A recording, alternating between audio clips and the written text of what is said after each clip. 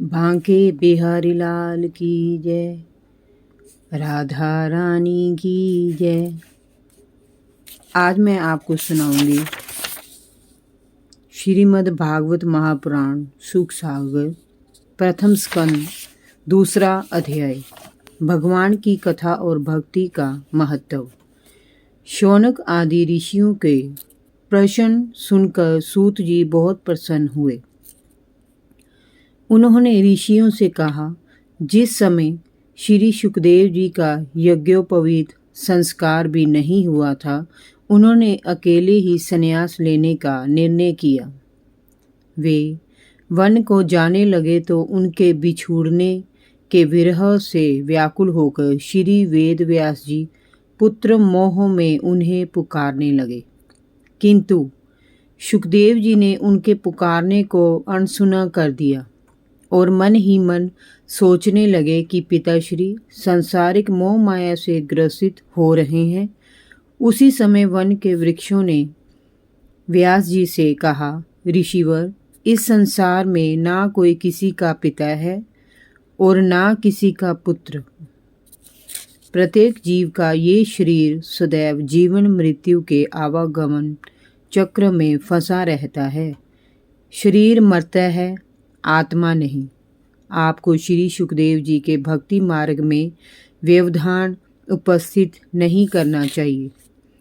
ये सुनकर व्यास जी को संतोष हुआ और वे वापस लौटने लगे, परंतु फिर न जाने क्या सोचकर वे वन में सुखदेव जी के पीछे पीछे चलने लगे। सुखदेव जी श्री कृष्ण की भक्ति में लीन आगे चले जा रहे थे। तभी मार्ग में एक सुंदर सरोवर दिखाई दिया। उस सरोवर में कुछ सुंदर स्त्रियां नंगन होकर स्नान कर रही थी। उन्होंने श्री सुखदेव जी को आते देखा तो किसी प्रकार की लज्जा नहीं की और उसी प्रकार स्नान करती रही। सुखदेव जी आगे बढ़ गए। कुछ देर बाद व्यास जी वहां आए तो स्त्रियों ने तत्काल अपने वस्त्र पहन लिए और लज्जा से सिर झुकाकर एक ओर खड़ी हो गई। व्यास जी ने उनसे पूछा, तुमने मेरे पुत्र को देखकर तो पर्दा नहीं किया और मुझे देते ही वस्त्र पहन लिए, इसका भेद क्या है? उन स्त्रियों ने कहा, ऋषिवर, आपको स्त्री पुरुष का ज्ञान है, जबकि सुखदेव जी को स्त्री पुरुष का कोई भेद ज्ञात नहीं है। इसीलिए हमने उनसे लज्जा नहीं की और आपको देखकर वस्त्र पहन लिए। स्त्रियों के वचन सुनकर व्यास जी सोचने लगे कि निस्पृह और निश्चल भाव से जो भक्त परमात्मा में भक्ति रखते हैं, उसे इस संसार का कोई मोह नहीं रहता। मेरा पुत्र निश्चय ही परमात्मा का भगत है। भविष्य में ये लोक हित में ही अपना जीवन यापन करके लोगों का कल्याण करेगा। तभी तो इन स्त्रियों ने मेरी नहीं इसकी प्रशंसा की है। ऐसा विचार कर वे वापस लौट पड़े। सूत जी बोले, ऋषिवर, मनुष्यों के लिए सर्वश्रेष्ठ धर्म वही है जिससे भगवान श्री कृष्ण में भक्ति भाव उत्पन्न होता है। ये ऐसी भक्ति होती है जिसमें किसी लौकिक पदार्थ की कामना नहीं की जाती। इस भक्ति से मनुष्य का हृदय सच्चिदानंद स्वरूप परमात्मा की उपलब्धि से कृतकृत्य हो जाता है। भगवान श्री कृष्ण की रूप माधुरी में समर्पित हो जाने से निष्काम ज्ञान और वैराग्य का जन्म होने लगता है। धर्म का फल है मोक्ष। उसकी सार्थकता भौतिक कामनाओं की पूर्ति में नहीं है। भोग विलास का कर्म केवल इंद्रियों की संतुष्टि के लिए नहीं होता, उसका अर्थ जीवन निर्वाह से होता है। भगत और भगवान के मध्य जब भेद समाप्त हो जाता है, तब मुक्ति हो जाती है। विचारवान पुरुष भगवान के चिंतन से कर्मों के बंधन को काट डालते हैं।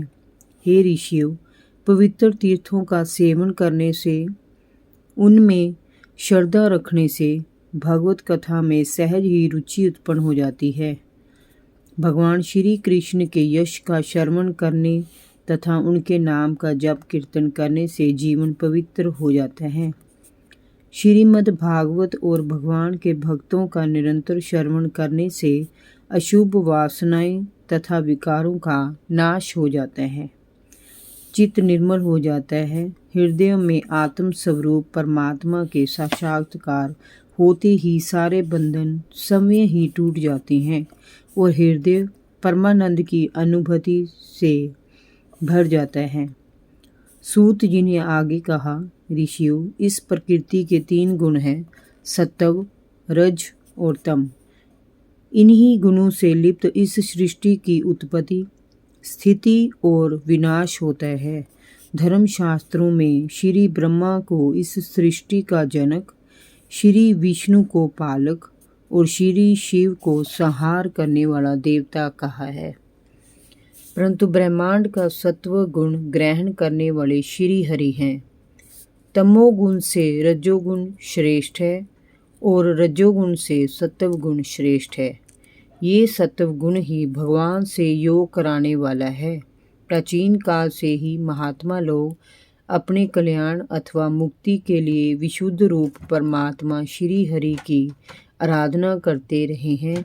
जो लोग इस भव सागर से पार जाना चाहते हैं, वे ना तो किसी की निंदा करते हैं और ना किसी का दोष ही देखते हैं। वे भगवान विष्णु और उनके अंशावतारों में अपने आप को समर्पित करते हैं। वेदों का तात्पर्य श्री कृष्ण से है। यज्ञों का उद्देश्य श्री कृष्ण की आहुति देने से है। योग श्री कृष्ण के लिए किया जाता है और समस्त कर्मों की परिसमाप्ति भी श्री कृष्ण में ही होती है। ज्ञान से, तप से, धर्मों के अनुष्ठान से और समस्त गतियों से होने वाले अर्थ की परिणति श्री कृष्ण में ही होती है। अग्नि एक ही है, किंतु विविध प्रकार की लकड़ियों को जलाते समय उसका रंग रूप परिवर्तित हो जाता है और वह अलग अलग दिखलाई पड़ने लगती है, जबकि अग्नि का स्वरूप, उसका प्रभाव, उसकी वृत्ति एक ही रहती है। इसी प्रकार सभी जीवों के आत्म रूप परमात्मा एक ही हैं। वे संपूर्ण लोकों की रचना करने वाले हैं। वे ही देव, दैत्य, पशु, पक्षी, स्त्री, पुरुष और सभी जलचरों में निवास करते हैं और उनका पालन करते हैं। जय जय श्री राधे। भागवत महापुराण की जय।